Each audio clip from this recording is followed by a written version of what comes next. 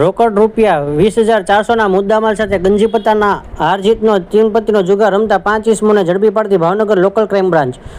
તારીખ 7 જૂન 2025ના રોજ Bhavnagar LCB police સ્ટાફના માણસો ભાવનગર ખોટોડા પોલીસ સ્ટેશન વિસ્તારમાં પેટ્રોલિંગમાં હતા. તે દરમિયાન બાતમી મળેલ કે મોટા ખોટોડા ગામે બજરંગપરા વિસ્તાર જાનકીદાસ ગોંડલિયાના વાડા પાસે આવેલ ખુલ્લી પડતર જગ્યામાં અમુક માણસો ગોળ કુંડાળ વળી પૈસાના પાના વડે તીનપત્તીનો હારજીતનો જુગાર રમે છે. જે બાતમી અંગે રેડ કરતા ગંજીપત્તાના પાના પૈસા વડે હારજીતનો તીનપત્તીનો જુગાર રમતા નીચે મુજબના માણસો હાજર મળી આવેલ. તેઓ વિરુદ્ધ ખોટોડા પોલીસ સ્ટેશનમાં જુગાર પ્રતિબંધક ધારા કલમ હેઠળ ગુનો દાખલ કરવામાં આવેલ છે.